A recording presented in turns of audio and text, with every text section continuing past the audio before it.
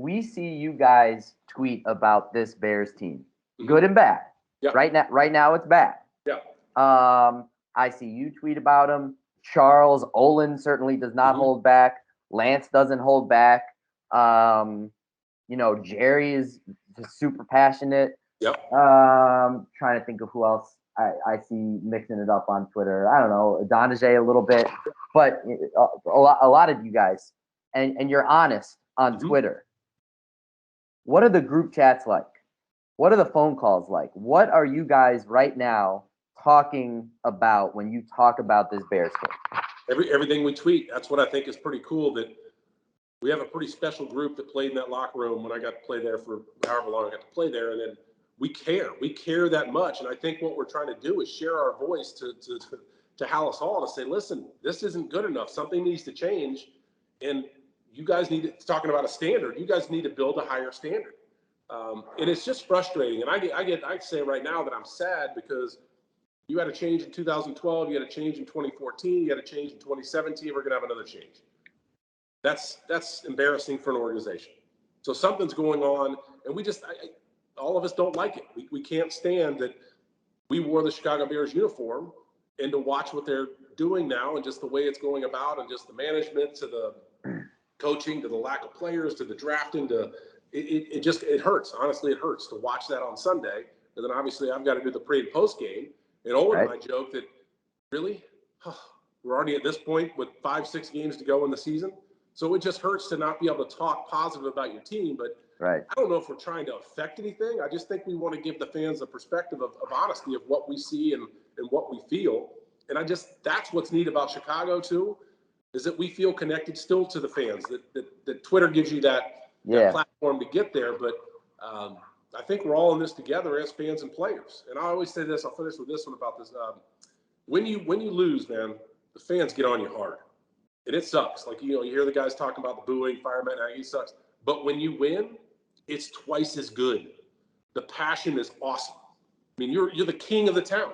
The whole city feels better. Everybody wants to get up and go to work on Monday. They're so excited for the next Sunday. And that's what's great about the city. And I think that's why we all say what we say, because we want it to be back to that level and be sustained success. Not just 05, 06, 10. We want, like, every year, let's be fighting for the playoffs and make this organization great. And I think that's what's going on. But that we're just all being honest is what it is. And that's what we talk about. Got it. We know that Coach Nagy he's probably out.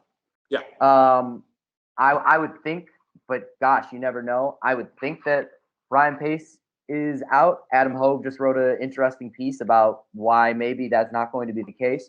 But the big question, the big symbolic domino is Ted Phillips. Yeah. What do players think about Ted Phillips? What kind of interaction do you have as a player with Ted Phillips? Mm-hmm. Ted Phillips was the numbers guy who they brought into the front office in '93 when the NFL added its salary cap to run that. And then he got bumped up again because he negotiated the Soldier Field lease. And now, we were all so frustrated and angry in January. And he's one of the 4 guys who's speaking on behalf of the team, despite the fact that he's allegedly not a football guy. What kind of interaction do players have with Ted Phillips? I had a lot, and I still call him a friend because I spent so many years there, and I've had a lot of conversations, lunches with him, whatever it is. But I'll end with it's frustrating to see the man who is in charge. He's in charge. He makes football decisions, right? He hired Phil Emery with, he makes the football decisions. He's involved. They say he's not maybe day to day, but they still have meetings once a week with the head coach and GM, right? So he's still involved. But if you take his record as team president, it's not good enough. It's that simple. If I'm an owner, if anything else, and I had an employee that was their record of how this business is 2 things, right? It's money and wins and losses. To me as an owner, it's wins and losses. Maybe they don't feel that way. I think maybe they prioritize money, and maybe that's why Ted Phillips is still here, because he's done a great job business-wise.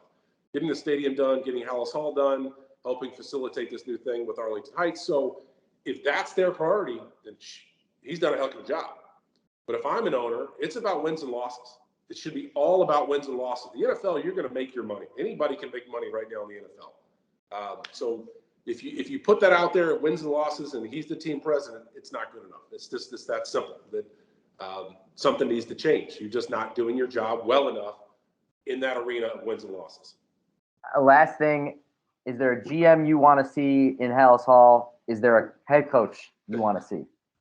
Well, we went through that one already with Chris Ballard, Bruce Arians. I mean, all these people that have been there. I haven't honestly broken down who I would like right now. Obviously, Tobe, I think, would be great. Yeah. But my question is, how much change has really happened? Are they going to bring in a new team president kind of guy that's more of a football operations guy? So I don't know.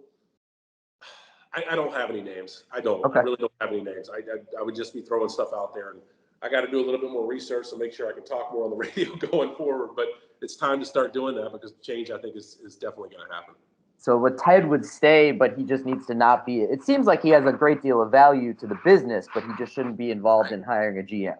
I think he's been there long enough. How old is he? I don't even know how old he is. But if you're George and you really want to make a difference, and the one guy you need to get rid, I mean, that's the one constant that's always been there. Right. If you truly want to make a difference, just say, hey, man, it's time for you to retire. We'll put you on the board, something like that, and we're just going to get you out of the building every day, and you're not making decisions. And that's the true change. If you really want to make a change, that's the one thing you've got to make. Ted Phillips. Yeah, I really think that. And it's, like I said, he's a friend of mine, but it's just, it hasn't worked since he's been ahead of since 1990, whatever it is. Yeah, so it just hasn't 99. worked. Yeah. All right. Well, that's it. I appreciate your time. How are you feeling right now? Good. Physically, everything, you feeling good? I had my hip replaced in February. That was the greatest thing I've done. Okay. I'm actually about to go golf here in about an hour, so. Good. All right. Well, Pat, awesome to speak with you as always. I really appreciate it. Oh, you bet. We'll see you. All righty.